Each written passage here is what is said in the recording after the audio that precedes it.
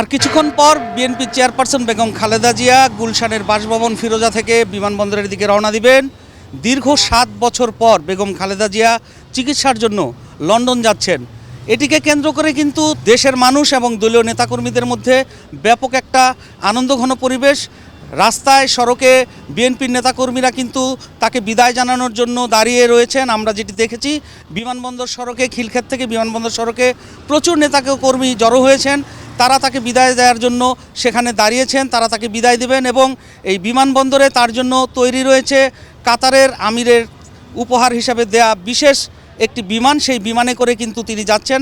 আমরা জেনেছি যে ৬ জন চিকিৎসক বাংলাদেশ থেকে তার সঙ্গে যাচ্ছেন এবং সেই কাতারের যে বিমানটি সেখানেও তাদের নিজস্ব চিকিৎসক রয়েছেন। বিশেষ ব্যবস্থাপনায় তাকে বাংলাদেশ থেকে লন্ডনে নিয়ে যাওয়া হবে। এদিকে বেসামরিক বিমান চলাচল কর্তৃপক্ষ যেটি জানিয়েছেন, বেগম খালেদা জিয়ার এই যাত্রাকে কেন্দ্র করে তারা কিন্তু নিজস্ব যে নিরাপত্তা ব্যবস্থা সেটি রয়েছে তার বিমানবন্দরের ভেতরে।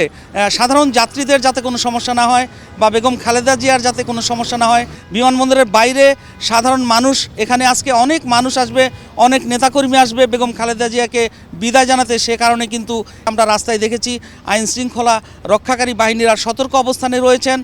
রাত ৮টার দিকে কিন্তু তার গুলশানের যে বাসা ফিরোজা সেখান থেকে বিমানবন্দরের উদ্দেশ্যে আসার কথা। এখানে আসার পরে প্রায় ১ ঘন্টারও বেশি সময় তার যে বিমানবন্দরের কাজ রয়েছে, যে ইমিগ্রেশনের যে কাজগুলো রয়েছে সংশ্লিষ্ট, তার সাথে যারা যাবে সফরসঙ্গী তাদের সহ সব কিছু শেষ করে রাত ১০টায় কিন্তু বাংলাদেশ থেকে সেই বিমান ফ্লাই করবে লন্ডনের উদ্দেশ্যে। এবং আমরা যেটি জেনেছি যে লন্ডনের হিথ্রো বিমানবন্দরে অপেক্ষায় রয়েছেন বেগম খালেদা জিয়ার ছেলে, বিএনপির ভারপ্রাপ্ত চেয়ারম্যান তারেক রহমান এবং তার স্ত্রী ডাক্তার জোবাইদা রহমান, এবং সেখানেও কিন্তু যুক্তরাজ্যের বিএনপির নেতাকর্মীরা উপস্থিত রয়েছেন।